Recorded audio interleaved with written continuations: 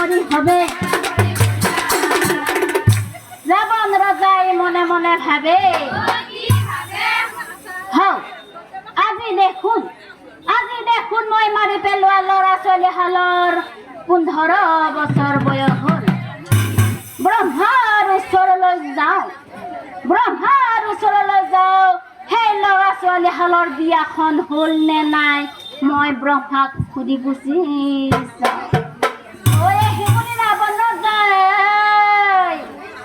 পুনৰাই অ ব্ৰহ্মা কাষে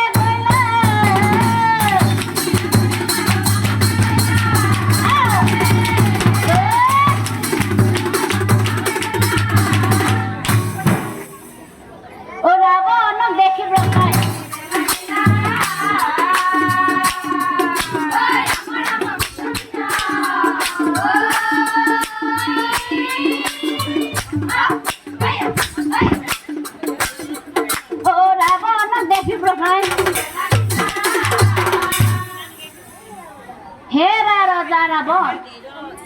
তুমি বৰ ভাগ্যৱানে কিয়নো আজিৰ পৰাই তুমি 15 বছৰ আগতেও এবাৰ আহিছিলা আৰু তেতিয়া মই এহাল ল'ৰা ছোৱালীৰ গণনা কৰি আছিলোঁ আৰু আজি 15 বছৰ পাছত আকৌ আহিলা তাতকৈ ডাঙৰ কথা কি জানা ৰজা সেই যে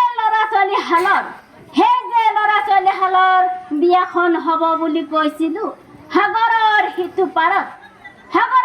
পাৰত হৈ গ'ল নিশ্চয় জানিবা কি বিয়া সেই কথা শুনি ৰাৱণ ৰজাই আচৰিত অসম্ভৱ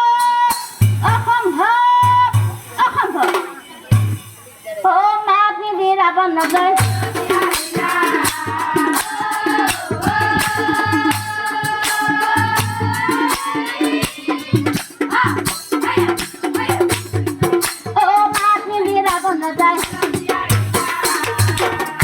কাকুৰিব ৰজাই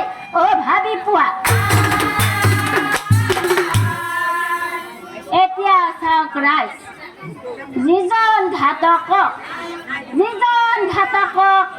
সেই ল'ৰা ছোৱালীহালক কাটিবলৈ পঠাইছিলোঁ কেইদিনমান আগতে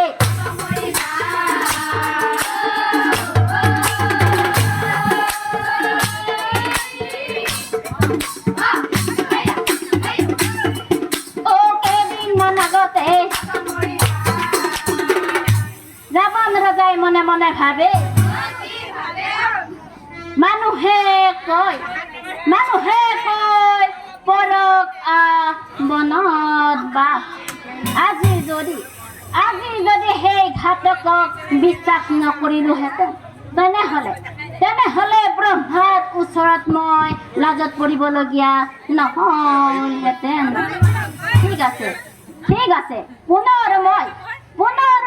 ব্ৰহ্মাৰ ওচৰলৈ যাওঁ অহাকালি মোৰ দিন কেনে হ'ব ব্ৰহ্মাক মই সুধি পুছি বুলি ৰাৱণ ৰজাই পুনৰাই ব্ৰহ্মা কাষে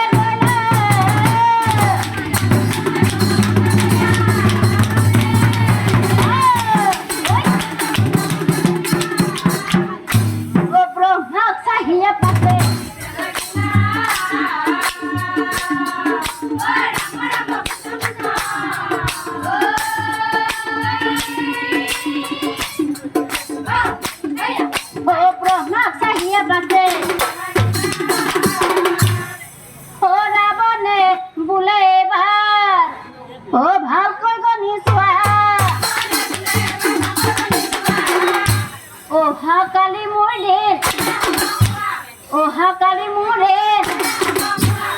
ব্ৰহ্মাই বোলে অহাকালি তোমাৰ বৰ বেয়া